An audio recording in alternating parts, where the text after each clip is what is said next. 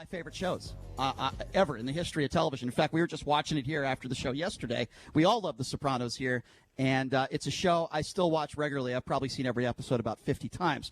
So if you don't know who Jospeh Gannascoli is, he played Vito on The Sopranos, and if you're even an avid Sopranos fan, you know who this guy is. Now, if you don't, well, we have a little clip to play you. This is Vito from The Sopranos, ladies and gentlemen. Have a listen to this. Morning, Vince. Usual?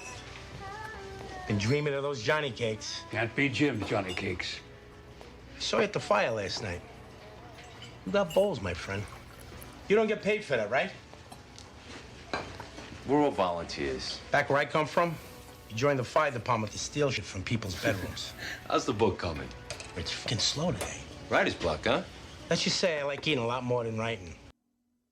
That is Vito, also known, his real name, Jospeh Gannascoli, and he's, by the way, doing some great things to help people in need during this pandemic. Jospeh, thank you so much for coming on with us, my man. How are you? Oh, very good, and thank you for having me. How are you? Appreciate it. Absolutely doing great. fantastic. Certainly, when you hear clips like that, what's the first thing that goes through your mind? It brings back great memories, and working with Sean Costello, who passed away tragically. But still good to know that 13 years later, people are still enamored of the series. Jospeh, everywhere you go, I mean, do people say, hey, Vito? I mean, do you still get that all the time, and how do you handle that? Generally, they're nice. I mean, if they don't know me, they call me Vito. But most of my friends or people know me as Joe, or the ones that don't, they don't know, my first name, Vito. It's okay. It's cool. As long as they're respectful and nice, I don't have a problem with it. I always ask them if they want to take a picture. They're too embarrassed to ask. I remember, Jospeh, you were in town in Las Vegas, and I was actually at this show. Howard Stern was broadcasting here, and I think you were a guest on his show, if I'm not mistaken. You were a part of it. And I remember this was back in the day when Artie Lang was a part of the show. Yeah, you know the story I'm bringing up. And Artie Lang got tanked. I mean, he was so drunk. And when he saw you in the hallway, there's video of this, he called you Gay Vito, and said some other things, and he was just so drunk. I remember that, and it got all over YouTube. It's all over YouTube and all over social media. Do you remember that, partying it up in Vegas with Artie Lang, and then you got him calling you Gay Vito? Do you remember that day? Well, I didn't remember it at the time because I was hammered myself. But, he wanted me to come to his room and hang out, and I love Artie. He's a tremendous comedian. I don't like many comedians, but I always loved Artie. He's a lot like me. We eat, we gamble, two degenerates. So that was a great time. I remember, from what I remember, it was great. Yeah, that was certainly a lot of fun. I mean, I want to talk to you, of course, about how you're donating food and you're helping those in need. We'll get to that in a few minutes. I think it's really important. It's some great stuff you're doing, Jospeh. The truth of the matter is, going back to when you first started to appear on The Sopranos, did you ever think that it would become one of the biggest hit television shows of all time? And was there a point where you actually did think that when you were filming? Well, the first year, as you know, that I played a different role. I was just a bakery customer at Gino, trying to get bread, and Chris throws me out, shoots the kid in the foot. And by that time, episode 8, was sort of like a cult following, and I was into it. And then they brought me back as Vito, which was really cool. I think I'm the only guy to play 2 different roles. Maybe Patsy Parisi is the other, but he played his twin brother. Oh, that's right. But the fact that they brought me back, I was so blessed and lucky to do that. But then I had the idea to make my character gay from a book I was reading, and that changed my life. So I was lucky, right place, right time. I'm thankful they took my suggestion, the only one they ever took, was David Chase. And like I said, it changed my life. I think it made television history. And here I am. Here we are. Have you gotten a response from like the LGBT community, given that you're a homosexual on the show? And I mean, look, there's so many scenes, Joseph. Obviously, that scene, obviously, when you're in the actual gay bar and you're wearing that outfit. I mean, if you talk to any Sopranos fan, they're gonna zero in on scenes like that, and they're so memorable. But have you had reaction as far as like people coming up to you and saying, look, it was interesting that you're able to portray that character on that show? Yeah, I was getting emails at the time. People in the Navy, people living a double life. I was the poster boy for that community. Right. Until I came out with my own pool cue. And, yeah. And then they turned on me. So one of my ideas that went bad. Wait, did you really? My tagline was, does this pool cue make my ass look fat? Wait, that's true? Wait, hold on a second. So you really came out with your own pool cue company? Is that true? Yeah, I came that is excellent. Actually, if you look in images on Google, you'll see Artie Lang posing with the pool cue because he's a big pool player. I'm not, but I saw it as a way to market it. Right. And it was a cue to die for. So they thought I was glorifying the abuse of a gay guy, which was, I wasn't really. But I've had a lot of good ideas, but that one sort of backfired. I hear from a lot. I can understand why it might have, but that's an interesting situation. So I want to talk a little bit about what it was like, being on the set, because you hear from a lot of people like yourself, and they say, James Gandolfini was the greatest guy to get along with, such a great professional, but at the same time, worked with so many people and helped so many people, like Syl, Stephen Van Zandt character, who had never acted before, by the way. So can you talk to me about what it was like just being on the set with those guys? I mean, because I hear from a lot of people on that show that it was kind of like a family. Yeah, it was we were all pretty much lucky to be in that sort of family of being on the show, and Jimmy was the leader.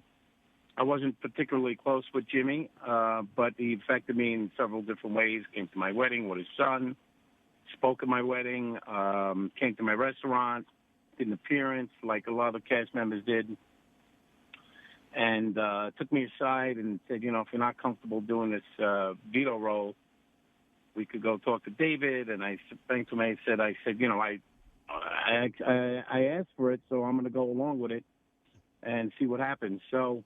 Wow. I'll always remember those gestures from Jim, and it was just a pleasure of he was just a regular guy who was a tremendous actor and really taken from us way too soon. Yeah, it's very sad, extremely sad. I heard stories, Joseph, that Gandolfini would smack himself in the face before scenes just so he'd be angry. I mean, did you ever see that? The guy would, hit himself in the face just so that he would get into character. Did you see stuff like that from him? I've never seen it. I've heard that myself, but, everybody's got their different ways of, preparing for a scene. Right. So Joseph, and at the start of 2021, there's going to be a movie released called The Many Saints of Newark, which is going to be a prequel to The Sopranos, and Michael Gandolfini, Jim's son, is going to be starring as a young Tony Soprano in that. Have they reached out to you at all about possibly, being at the premiere, being involved with the actual promotion of the film at all? No, I've not heard anything. They certainly don't need me. It's a shame. I was looking forward to it in September. Now it's postponed because of the COVID. But nope, I haven't heard anything. So I have to ask, let's switch topics here. If you're just joining us, we're speaking with Joseph Gannascoli, fantastic actor. Didn't know he also has some pool cues that are available for sale. Vito, of course, from The Sopranos. No, that's 15 years ago. That's okay. not. Are there any Vito cues up there on eBay that I might be able to find? because there might be, right? Yeah, are there any floating around there?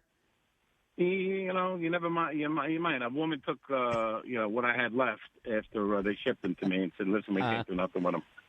I got to find one of those. I But kept one. Yeah. I got to find one of those. But Joseph, I want to talk a little bit about what you are doing, helping people in your community. People like you are heroes as far as I'm concerned. using your platform to help others. Talk to me a little bit about the food that you've been donating to help so many that are in desperate need of it. I'd love for you to talk a little bit about that. Yeah. So trust me, I'm no hero. I'm just a regular guy that recognizes what people are doing. I'm in a position to make a difference, and I try to do that. That's what I teach my daughter, make a difference in the world. And I do it because I can. So I was a chef before an actor. So obviously I have a affinity for restaurants. If you never noticed, if you looked at me.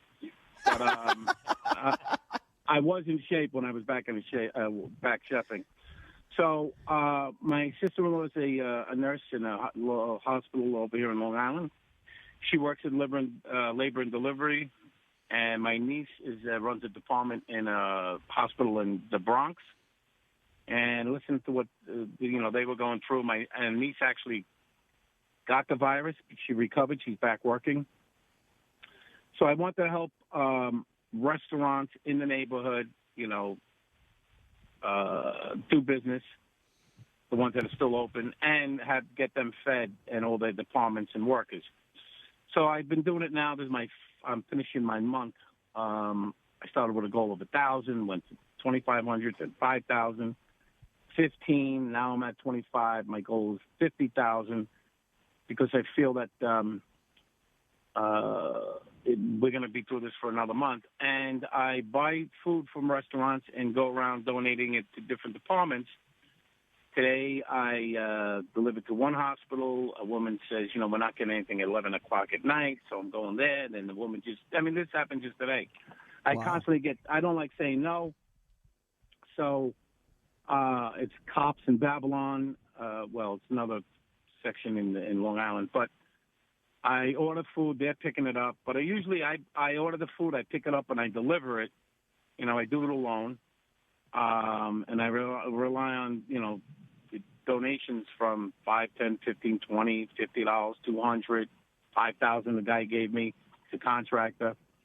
And I want to help as many as I can. I've done it for the sanitation, post offices. I've taken them breakfast many a time. I do it for the hospitals, nursing homes, sanitation, anybody that's the essential, plus the people in the hospitals. Wow. Joe, obviously you are there in the tri-state area in New York. I have a brother that lives over in Brooklyn. And, of course, this is impacting us across the globe as well as here in the United States. And here in Las Vegas, we have interesting and unique challenges here. But just from a personal standpoint, Joe, your thoughts regarding there in New York. We have never seen anything like this. What is it like when you go out and you just see the streets deserted? What is it like when you roll through Manhattan, right, and there's just nobody around and nothing going on? This has to be absolutely just mind-boggling to yourself and to all of us to see what exactly we're going through here. Yeah, I'm not in Manhattan. I only see the pictures. I'm in Long Island, but I'm from Brooklyn. And I just see the pictures. It's a ghost town. The only one that's out of the muggers and I don't know, criminals. Yeah. Because they got a free pass to come out, and the homeless have taken over the subways, and so that's pathetic. So my heart goes out to the people that got to travel on those trains and go to work, and have to deal with that. And the nurses get mugged. It's pathetic. If that's what's going on in the city. But hopefully, we'll get through it like we always do, and we'll get some sort of law and order back in place. It's incredible because I not to go back to the Sopranos, but I remember that you guys were filming. Obviously, you were in the middle of filming. Correct me if I'm wrong. During the whole 9/11 situation and terrorism. I'm just curious, how did that affect the filming of The Sopranos, just in general, because there are some references, obviously, to terrorists, 9/11. You're breaking up a little. You're breaking up a little. Sorry. I'm having a hard time hearing you. Sorry, Joe. Can you hear me okay now? Yeah, it's a little better. Okay, great. I was just saying, not to go back to The Sopranos, but when you guys were filming, that was in the whole midst of 9/11 and everything that took place there. You guys were filming that show.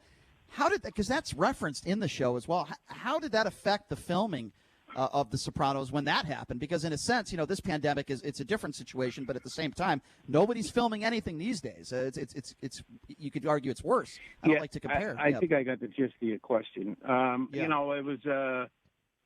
It was a break from, that was just really New York. The rest of the country was going on their usual business. Mm-hmm. It affected airlines, and it took us maybe a month to maybe get back on track and to function, sort of. Certainly didn't affect the rest of the world, sort of. But, I guess it had an effect. I'm trying to think. 2001, I wasn't really heavily involved in the show just yet. Maybe it was like season 2 I was in, or 3 by then, in 2001. But, again, we got through it. It's something we still do at the Yankee games to recognize the 7th inning stretch of the, the first responders, firemen and police and EMT and so on. And it goes on to this day, and hopefully we never forget honoring them. Joseph, you said you weren't necessarily very close to Jim Gandolfini, but who on the Sopranos set were character cast member were you the closest with? Yeah, I didn't get any of that, bro. Sorry. All right, sorry. I think we must be on a bad phone connection. But why don't we ask you this to end this interview, because I think this is the most important one, and I'm sure you would agree with this, Joseph. How can people get involved if they want to donate food, if they want to do the types of things that you're doing in really helping people during this very difficult time? Can you give any information out to people out there that want to be involved to help? Yeah, but they can go to GoFundMe and put my name in, Joseph Gannascoli. They can go to Twitter or my Facebook, and they'll see all my pictures and videos. I document everything that I'm doing, and they'll see my today's delivery, and they'll see everything I did. It's more on Facebook. I try to put up pictures, but I do live videos on Facebook, and they'll see the link that they could donate, and whether it be 5, 10, 15, 20, I don't care what it is, comes from the heart. Every cent goes to buying food from the restaurants and bringing it to. I just hate saying no to anybody that asks, so I try to do it all. And I'm getting low on money, and I'm probably got enough for one more week. But like I said, I want to go for the month of May.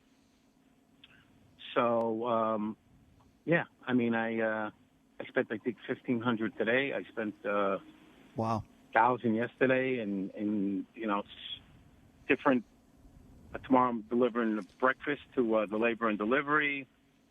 I was thinking about doing, pizzas for families that, are nurses and essentials. But then if I get, 40 pizzas and then 50 show up, I mean, what am I going to do? So I'm thinking about that. Maybe, I don't know what to do. But yeah, please, if they can go to Facebook and Twitter, or just put my name, Joseph Gannascoli, and GoFundMe, they'll see meals for restaurant workers. I forgot what the heading is. Meals for, restaurants and the hospital workers and needy families. I donated to some needy families some food and given them cash to get diapers and stuff. And I bought diapers for them and stuff like that. Well, Joseph, I know you're a very modest guy, but I want to say it again. It is incredible work that you're doing, and you're helping so many people, and you need to be commended for that. And thank you for what you're doing. I also want to thank you for your time, for coming on the show and sharing some great stories of your work on The Sopranos. I've been a big fan of yours for many years. Please keep it up. I hope people will donate as much as possible, and you can continue to do what you're doing, and you're really doing some great work. Joseph, hopefully we can have you on again sometime down the road. Really appreciate you coming on. Thank you so much. My pleasure, guys. Thank you for having me. Anytime you want, just let me know. And hopefully, people will, if they can, that'd be great if they could donate. But stay safe. Take care of yourself. Be careful. Wash your hands. If you can't, don't touch your face until you do that, or the Purell hand sanitizer. Thank you, guys. Absolutely. Thank you. Thanks, Joseph. Thanks a lot, Joseph. Appreciate it.